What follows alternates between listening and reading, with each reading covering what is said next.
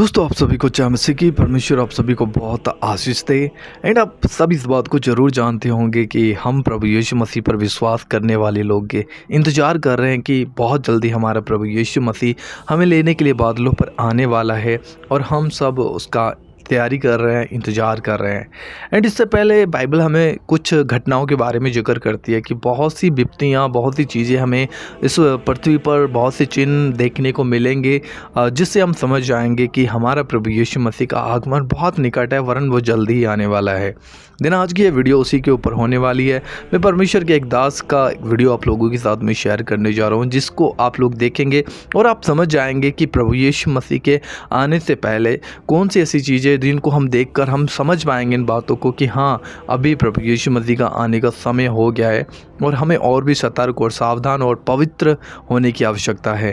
Then आपसे request है कि आप लोग ज़रूर इस वीडियो को पूरा देख कर जाइएगा एंड इस वीडियो को ज़्यादा से ज़्यादा ज़रूर शेयर कीजिएगा।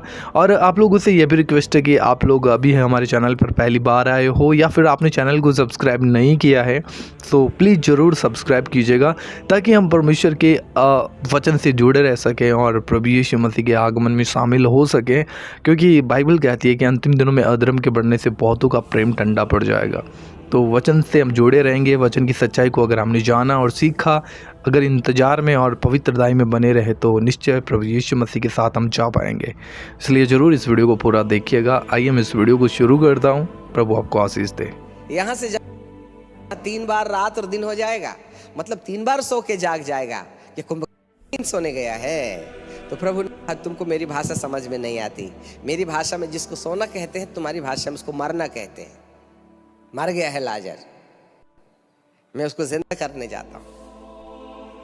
अब पता नहीं उनको समझ में आया कि नहीं आया, परंतु आज यदि चिंतन मनन करें तो हम समझ जरूर सकते हैं। मेरे प्रियो, चेले भी बेचारे वैसे भी कम पढ़े लिखे थे।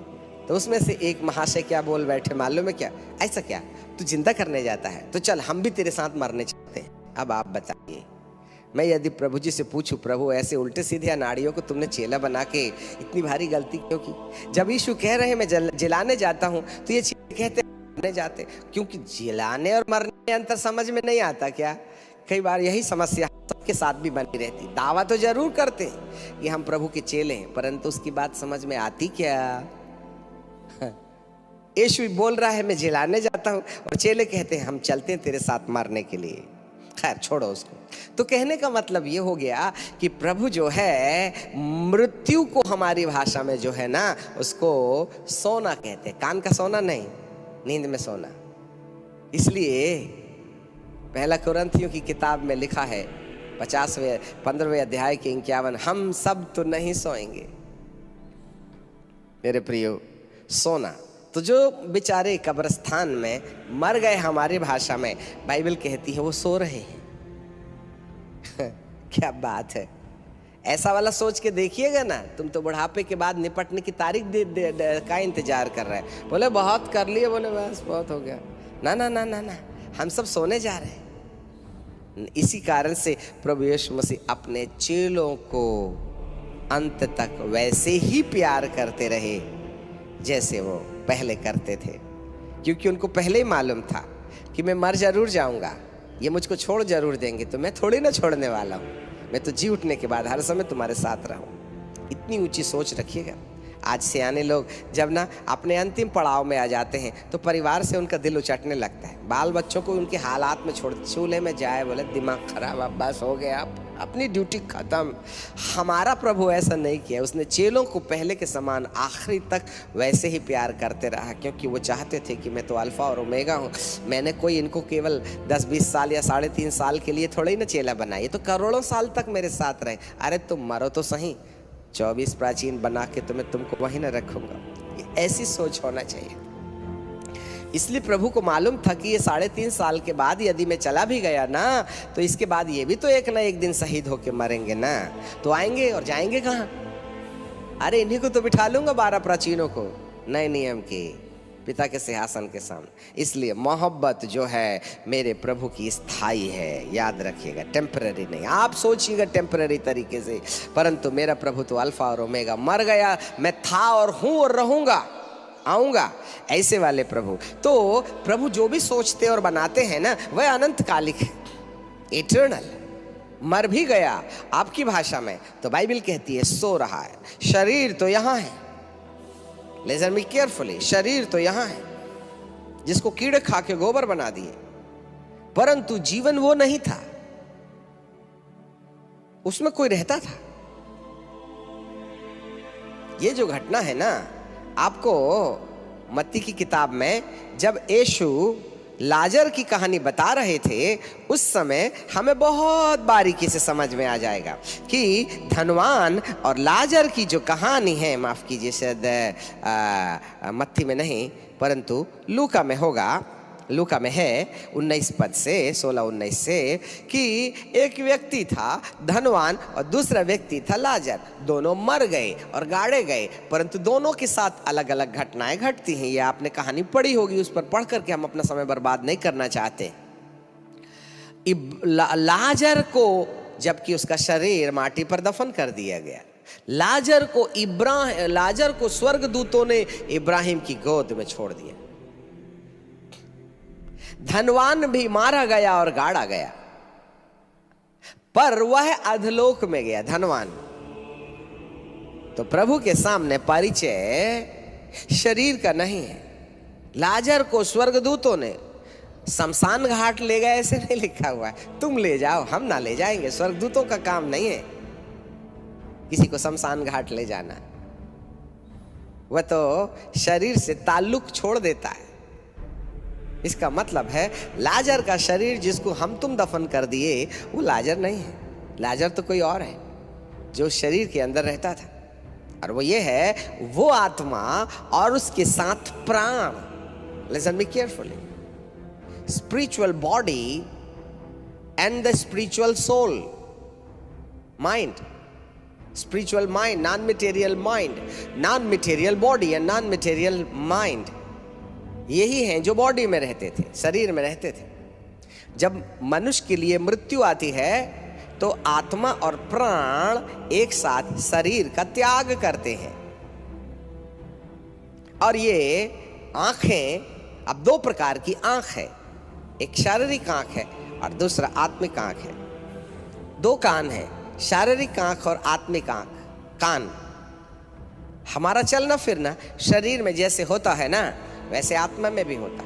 जब शरीर और आत्मा का विछोह होता है, तब ये शारीरिक पांचों इंद्रियों का अस्तित्व माटी पर खत्म हो जाता है।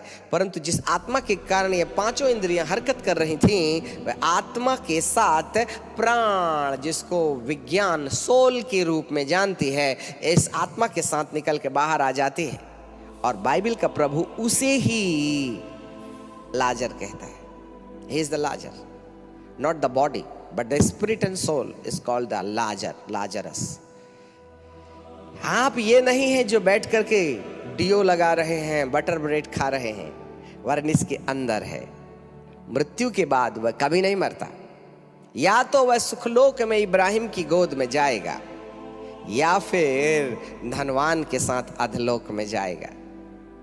और देखने का काम, सुनने का काम, बोलने का काम, चलने का काम, भावनाओं का काम, दोष का काम, प्रेम का काम, नफरत का काम, शिकायत का काम, झगड़े का काम, दया का काम आत्मा में जारी रहेगा। इसलिए इंसान अपने आप को 70-90 साल का न समझे, वह अनंत कालिक है। परमेश्वर कोई चीज टेम्पररी नहीं बनाता, और बनाया भी है तो शरीर, वो भी सोने के लिए। एक दिन इसे शरीर को जिंदा कर देगा प्रभु जी, चाहे स्वर्ग जाने के लिए हो चाहे नरक जाने के लिए।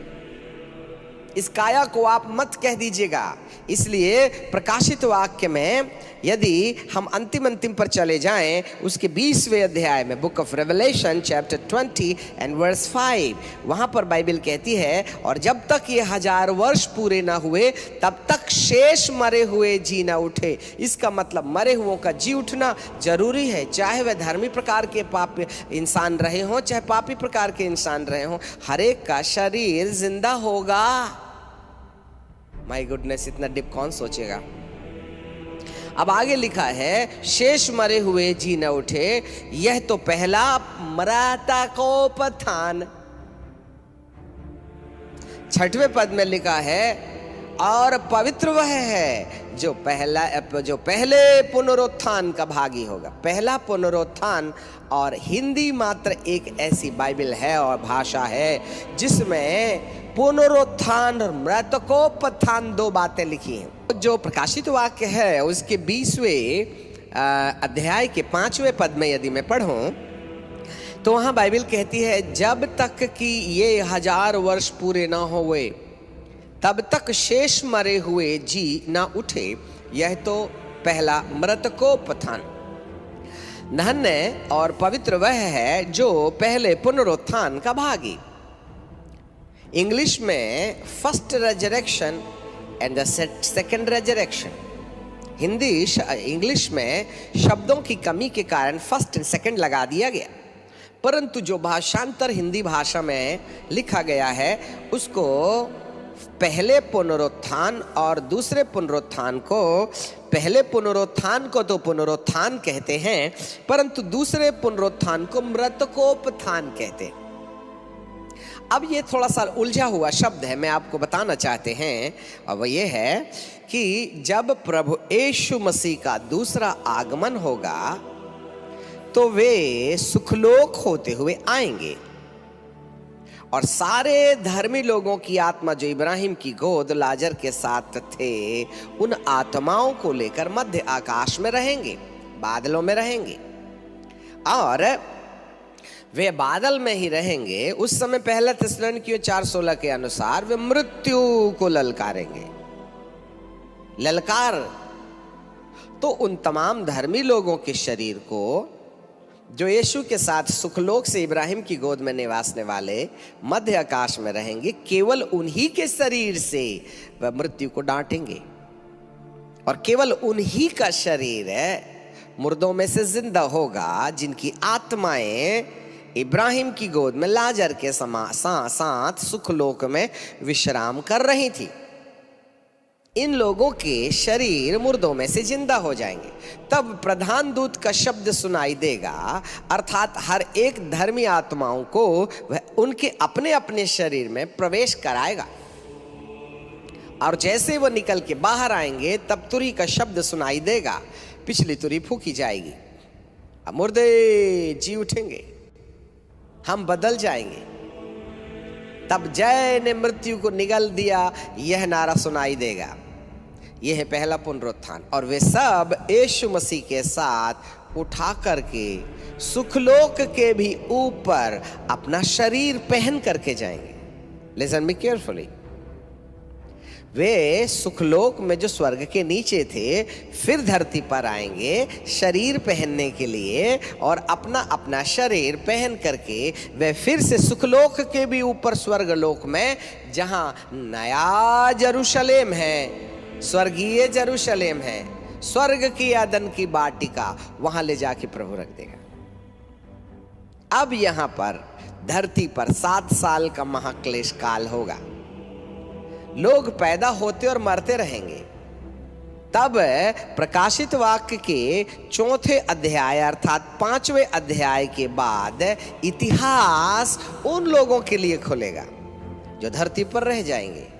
6वें अध्याय में मोहरों का खोला जाने वाला सत्य, भौतिक रीति से जो इस संसार के अंदर में यीशु के साथ पहले पुनरुत्थान के भागी नहीं हो गए, वे धरती पर अराजकता के साम्राज्य में रहेंगे। उसको हम बाद में देखेंगे। ऐसा करके 7 साल का महाक्लेश काल चलेगा। 7 साल के महाक्लेश काल के बाद प्रभु यीशु का तीसरा आगमन होगा, या दूसरे आगमन का सेकंड पार्ट। पहले आगमन में अर्थात फर्स्ट पार्ट में, सेकंड कमिंग के फर्स्ट पार्ट में यीशु मध्य आकाश में रहेंगे, परंतु सेकंड पार्ट में यीशु मसीह जैतून के पहाड़ पर पैर रखेंगे और इजराइल के पक्ष में विश्व युद्ध की अंतिम तुरही वे बजाएंगे। प्रभु यीशु मसीह का तीसरा आगमन बोल लो या दूसरे आगमन का बी पार्ट बोल लो, कंफ्यूजन में मत रहिएगा। फर्स्ट पार्ट में यीशु के दूसरे आगमन का ए पार्ट में मध्य आकाश में रहेगा, बी पार्ट में जैतून पहाड़ पर पैर रखेगा। या ऐसा कह दो कि प्रभु यीशु का दूसरा आगमन आकाश में होगा और तीसरा आगमन जैतून के पहाड़ पर होगा। जहां रविवार के दिन आपने प्रभु यीशु मसीह को गधी के बच्चे के ऊपर बैठ करके जिस पहाड़ से उतरते देखा था, वही पहाड़ है जैतून का पहाड़, जहां से यीशु का स्वर्गारोहण हुआ था। वहीं वे आएंगे अपने तेज के साथ, और अब उसका मुंह यरूशलेम के मंदिर की ओर नहीं रहेगा, वरन यरूशलेम के मंदिर के तरफ उसकी पीठ रहेगी, और उसका मुंह उसकी विपरीत दिशा में होगा। क्योंकि बाइबल कहती है जब यरूशलेम तीनों ओर से सेनाओं से घिर जाए तो जान के रखिएगा कि धरती का अंत आ गया है। आपको जानकारी मिले यरूशलेम के पूर्व की ओर तुर्की से लेकर के अरबस्तान तक तमाम तीनों तरफ से, अर्थात मिस्र की तमाम निचली वाली हिस्साओं से उधर पूर्व से निकल जाएं और पूरे दक्षिण तक चले जाएं, ये तमाम विश्व की सेना यरूशलेम को तीन तरफ से घेर लेगी। अब बाइबल कहती है चौथी तरफ क्यों नहीं? क्योंकि प्रकाशित वाक्य में उस स्त्री के बारे में जिसने 12वें अध्याय में जिसने सूर्य ओढ़े हुए है, पैर जिसके पैर के चांद जिसके पैर के नीचे है, वो जच्चा थी, उसको बच्चा होने वाला था, और अजगर उसके सामने खड़ा था कि बच्चे को निगल ले। और जब बच्चे का जन्म हुआ तो परमेश्वर ने जो लोहे का राजदंड लेकर के सब जातियों पर राज्य करने वाला था, उस बच्चे को उठा के ऊपर उठा लिया और स्त्री जंगल में भाग गई। ये जंगल जो है ना, वह चौथी ओर है, क्योंकि परमेश्वर ने इज़राइल की रक्षा के लिए एक जगह चुन रखी है जहां पर दुश्मन की ताकत आ ही नहीं सकती, इसलिए तीन तरफ से यरूशलेम घेर लिया जाएगा। जानकारी मिले ये भौतिक युद्ध उस समय होगा जब यीशु मसीह कलीसिया को आकाश गंगा में उठा चुके होंगे। तब जितने भी लोग धरती पर इसी मरने वाले शरीर में होंगे वो ये नज़ारा देखेंगे। वो हमारे लिए नहीं है, इसलिए ऊपर जाने के लिए प्रभु के संग चल पड़ना, नहीं तो ये वाला जो नज़ारा आप अपनी नंगी आंखों से भौतिक शरीर में देखेंगे। हम कल्पना करते हैं कोई ये नज़ारा ना देखे। हालेलुया मेरे प्रियो, ऐसा करके प्रभु यीशु मसीह इस जैतून के पहाड़ पर खड़े होकर के तीनों तरफ से घिरी हुई एंटी क्राइस्ट की सेना के साथ भौतिक लड़ाई में भागीदार हो जाएगा। अब तक तो आपने आत्मिक जलवा देखा था, अब भौतिक रीति से प्रभु यीशु मसीह उन तमाम, जिसको अर्मगिदोन की लड़ाई कहते हैं, जिसको थर्ड वर्ल्ड वार कहा जाता है, जो हिटलर के समान एक तानाशाह शासक विश्व को अपने हाथ में लेकर यरूशलेम के विरुद्ध जो है लड़ाई को छेड़ देगा, उसके बिहाफ में खड़े होकर, इजराइलियों के बिहाफ में खड़े होकर के परमेश्वर इस विश्व युद्ध की लड़ाई को भौतिक रीति से लड़ेगा और अपने जीभ से निकलने वाली उस आत्मिक तलवार से थर्ड वर्ल्ड वार की फिनिशिंग करके इस धरती को फिर से साफ और सुथरा बनाएगा। इसको बाद में अपन देखेंगे, ये टाइटल है, इसकी कहानी बाद में सीखेंगे। तब धरती फिर एक बार उथल पुथल की जाएगी।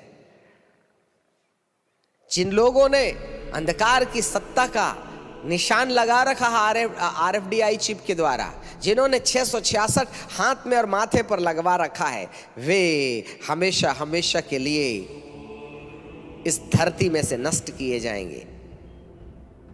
उनकी आत्मा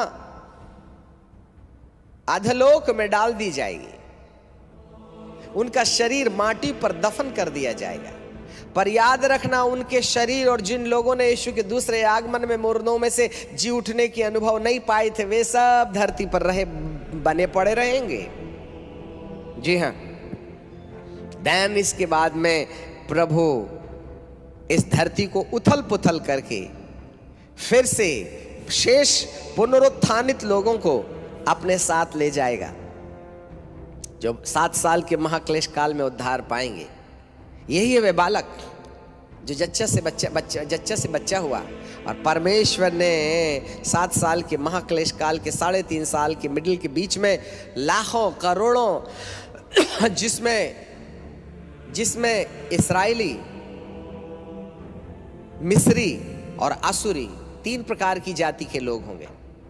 इब्राहिम के द्वारा हाजिरा से उत्पन्न संतानें इस्माइलीस, जो धरती की सेकंड लार्जेस्ट पॉपुलेशन है, इजरायली जो माइनॉरिटी में है, और मिस्री वे तीनों की तीनों इस 7 साल के महाक्लेश काल में जच्चे से बच्चे के समान पैदा होने वाले हैं और इनको प्रभु उठा के ले जाएगा मेरे प्रियो। और इसके एंड में धरती को एक बार क्लीन करके ये सब नए यरूशलेम में पहुंचाई जाकर यीशु उस नए यरूशलेम में पिता पुत्र दोनों के सिंहासन उसी नए यरूशलेम के ठीक बीच में होंगे।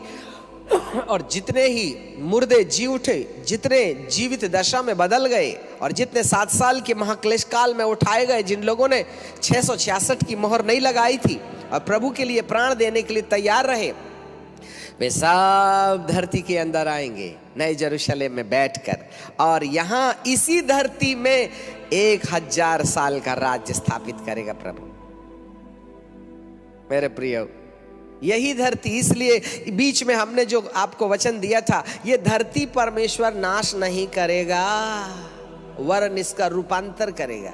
God is not going to destroy the universe, but he is going to transform in his own likeness. यदि तू मर भी जाएगा ना तो जिंदा रहेगा, याद रखना।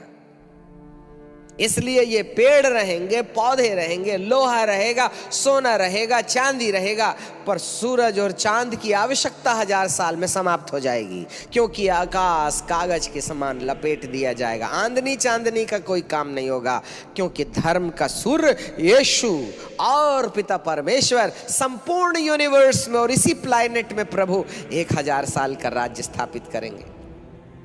और आपको मालूम होवे, इन सारे समय में ख्रिस्त विरोधी, झूठा भविष्यवक्ता और एंटी क्राइस्ट को कैद करके तारस तरस में जहां आत्माओं को कैद किया जाता है, 1000 साल के लिए वहां कैद कर दिया जाएगा। 1000 साल तक हम सब महिमा की देह में होंगे। Listen me carefully. यहां पर ऐसे भी लोग होंगे जो पैदा होके मरते रहेंगे, याजूज और माजूज लोग। धरती ऐसे ही चलेगी, पर 2 प्रकार के राज्य होंगे। एक महिमा की देहधारी लोग होंगे और एक मरणधारी लोग होंगे। मेरे प्रियो, हम सब तो यरूशलेम के अंदर रहेंगे नए वाले, बाकी लोग संपूर्ण धरती पर पैदा होंगे। हवाई जहाजें चलेंगी, ट्रेनें चलेंगी, सब कुछ होगा, क्योंकि वे भौतिक है ना, खेती करेंगे। इसलिए बाइबल कहती है, पिता और पुत्र के सिंहासन के बीच से एक बिल्लौर के कांच के समान जीवन की नदी जो सड़क के बीच बीच में बहती थी, जिसके दोनों ओर जीवन के पेड़ थे, फल हम खाएंगे। पर बाइबल कहती है उसके पत्ते से जाति जाति के लोग चंगे हो जाते थे। वहां जातियां होंगी, वहां जीवन के पेड़ के पत्ते से चंगाई हो जाएगी। फल हम खाएंगे, पत्ते से वो चंगे हो जाएंगे। उनको गेहूं चावल लगाना पड़ेगा ना, हम तो फल खाएंगे, और नहीं भी खाए तो हम तो ग्लोरियस बॉडी में है ना, बुढ़ापा आएगा ही नहीं। 1000 साल के पश्चात बाइबल बताती है शैतान थोड़े समय के लिए खोला जाएगा, और उसके बाद में जितने भी भौतिक शरीर में रहने वाले याजूज माजूज लोग हैं ना, उनको वह फिर से यरूशलेम के विरुद्ध युद्ध करने के लिए इकट्ठा करेगा। और आपको मालूम होवे, ये सब जब सीक्वेंस में हम वहां पहुंचेंगे तो डिटेल में जाएंगे। आपके सामने एक स्केच बना रहे हैं हम, तब वे सारे लोग फिर से यरूशलेम के विरुद्ध लड़ाई लड़ेंगे। तब प्रभु उन तमाम शरीरधारियों को, अब वे शरीरधारी हैं ही इसलिए कि एक दिन शैतान के खोले जाने के बाद वे भड़काए जाएं और यरूशलेम के विरुद्ध युद्ध लड़ें, और उसके बाद उनको वो अथाह गड्ढे में भेज दे, यह सुनिश्चित है। तब प्रभु जी का वचन कहता है कि प्रकाशित वाक्य की किताब और उसका 20वां अध्याय उसका 13वां पद, ये बात 1000 साल के बाद होगी। 13वें पद में, और समुद्र ने उन मरे हुओं को जो उसमें थे दे दिया। मृत्यु अर्थात धरती पर रहने वाले मरने वाले जितने लोग शरीर में थे, और अधोलोक, अभी तक अधोलोक को अपन ने छेड़छाड़ नहीं किया था, ध्यान से सुनिए, वे सारी आत्माएं लाजर धनवान के साथ आज भी अधोलोक में पीड़ा में पड़े थे। 1000 साल के अंतिम पलों तक वे वहीं रहेंगे। जब अंतिम न्याय होगा तब हरेक के कामों के अनुसार उनका न्याय किया जाएगा। क्योंकि उनको कामों के आधार पर ही अधलोक में भेजा गया था। तब अधलोक से सारी आत्माएं निकाली जाएंगी। Listen me carefully. जैसे सुखलोक से आत्माएं निकाली गई थीं, महिमा की देह पहनकर पुनरुत्थान के साथ, पहले पुनरुत्थान के साथ स्वर्ग में ले जाने के लिए प्रभु ने उनको सुखलोक से और पृथ्वीलोक से जिंदा किया था, इसी तरीके से अब अधलोक से वे आत्माएं निकाली जाएंगी 1000 साल के बाद। समुद्र के जहाजों में मरने वाले, मछलियों को खा के गोबर बना देने वाले गोबर से परमेश्वर वहां फिर से एक नए शरीर का निर्माण करेगा। ये पापी लोगों के शरीर होंगे, जिन लोगों ने सत्य प्रेम का बहिष्कार किया और मर गए, चाहे बपतिस्मा लिया होगा और आत्माएं अधलोक में चली गए, उनका भी शरीर जिंदा होगा। और मृत्यु अर्थात जो शरीर मट्टी पर पड़े हैं वे निकल के बाहर, परमेश्वर उनको जीवन देगा, कभी नहीं मरने वाले शरीर में बदल देगा। अधलोक से मरे हुओं की आत्माएं निकल के आएंगी और फिर से वही होगा जो आदम के बनाए जाने के समय हुआ था। एंड देन फिर अधलोक से सारी आत्मा और अधलोक से प्राण निकलेगा और समुद्र में से, जो समुद्र में मरे थे उनका शरीर और पृथ्वी पर मरे हुए शरीरों को निकाला जाएगा और इस शरीर को कभी नहीं मरने वाले शरीर में बदला जाएगा और फिर से इन दोनों का आत्मिकता का और भौतिकता का यूनाइटेशन होगा। यह है मृतकोत्थान जो 1000 साल के बाद हो। मिसअंडरस्टैंडिंग में मत रहिएगा। जो पहले पुनरुत्थान का भागी नहीं हुआ, उसका दूसरा रेजरेक्शन, इसका मृतकोत्थान परफेक्ट है, परमानेंट है, निश्चय है। इसलिए प्रभु कहते हैं, मैं तुमसे विनती करता हूं, धन्य है वे पवित्र जो पहले पुनरुत्थान के भागी हो जाएंगे। मृत्यु और समुद्र शरीर देगा, अधलोक से आत्माएं निकाली जाएंगी। फिर वैसे ही सब कुछ होगा जो यीशु के दूसरे आगमन के समय धर्मी आत्माओं के और धर्मी आत्माओं के शरीर के साथ हुआ था, वैसे अब पापी आत्माओं के और पापी शरीर के साथ होगा और ये मृतकोत्थान होगा और सारी आत्माएं और प्राण अपना अपना शरीर पहनेंगी एंड देन फिर उनको आग की झील में। आपको मालूम होगे, नरक आत्माएं नहीं जाएंगी, नरक प्राण अकेला नहीं जाएगा, नरक हम आत्मा और प्राण को शरीर पहना के जाता हुआ देखेंगे। In your flesh you will die. यह है दूसरी मृत्यु। नरक अभी तक नहीं है, नरक 1000 साल के बाद स्थापित किया जाएगा। अभी अधलोक है जहां आत्माएं मात्र हैं, परंतु जब अधलोक और मृत्युलोक दोनों इकट्ठे हो जाएंगे तब उसके बाद में जमीन के, अधलोक के भी नीचे, जहां पर यही लूसीफर जो कैद किया गया था, यही एंटी क्राइस्ट, यही झूठा भविष्यवक्ता और वे सारी आत्माएं जो लूसीफर के साथ गिराई गई थी, वे भी उस दूसरी आग में होंगी। और ये सारे अधलोक में पाए जाने वाले लोग अपना अपना शरीर पहन करके वहां आग में डाल दिए जाएंगे। ये तो दूसरी मृत्यु है जो सदाकाल तक जलती रहेगी। 15 सेकंड यदि जलते हुए 70 सेंटीग्रेड तापमान के अंगार को यदि आप अपने हाथ में रख लीजिएगा तो था शुरू हो जाती है ना। ये तो 70 सेंटीग्रेड है, वहां का 1000 सेंटीग्रेड तापमान होगा। अधलोक में वैज्ञानिक लोग कहते हैं 2300 से 3000 सेंटीग्रेड तापमान है। आप 70 नहीं झेल सकते, 3000 कहाँ से झेलिएगा? और ज़्यादा इतराओगे ना तो 10,000 सेंटीग्रेड तापमान में शरीर के साथ डाल। अभी तो पी लो बेटा बीड़ी, अभी तो खेल लो मोबाइल, तुम कर लो इचिक बिचिक, परंतु जिस दिन इन कामों के आधार पर तुम्हारी आत्मा को शरीर पहना के परमेश्वर 1000 सेंटीग्रेड तापमान वाले उस दूसरी मृत्यु के अंदर डाल देगा ना, तो वहां से निकलने का। और आपको मालूम होवे, आत्मा अमर है और प्राण भी अमर है और उसने शरीर तो अमर बना ही दिया मृतकोत्थान के आधार पर। इसका मतलब आप अपना शरीर पहन करके अमर काल के लिए उस आग में जाएंगे जिसको दूसरी मृत्यु कहती है, जहां से कोई बचाव नहीं होगा। इस 70 साल की जिंदगी में मोबाइल प्रेमियों और पोर्नोलॉजी करने वालों और शादी के पहले बॉयफ्रेंड गर्लफ्रेंड बनाने वालों, पत्नी को पीटने वालों, माँ बाप का अपमान करने वालों, दूसरों का मोबाइल चुराने वालों, दूसरों को लांछन और दोष लगाने वालों, तुम्हारे लिए दूसरा पुनरुत्थान, जिसको मृतकोत्थान कहते हैं, ऑलरेडी आपके कामों के आधार पर, मेरे प्रभु ने नहीं, आपने अपने कामों के आधार पर रिजर्वेशन करा लिया है। मेरे प्रभु ने नरक नहीं बनाया, मेरा प्रभु तुमको नरक में नहीं डालेगा, तुम्हारे काम डालेंगे। तुम्हारा शरीर बोलेगा, इसी से न पिया था बीड़ी, चल अंदर, इसी से न देखा था तूने मोबाइल में, चल अंदर। हमारे शरीर के अंदर पाए जाने वाले काम गवाही देंगे। इस आत्मा को इसी शरीर ने, इसी आत्मा ने इस शरीर को यहां लाया। हमारा शरीर हमारे मन को दोष देगा, हमारा शरीर पुकार पुकार के मन की आत्मा को, मन और आत्मा को दोष देगा। तूने ना मुझे पिलाया था बीड़ी, चल तू भी जल और मैं भी जलूंगा।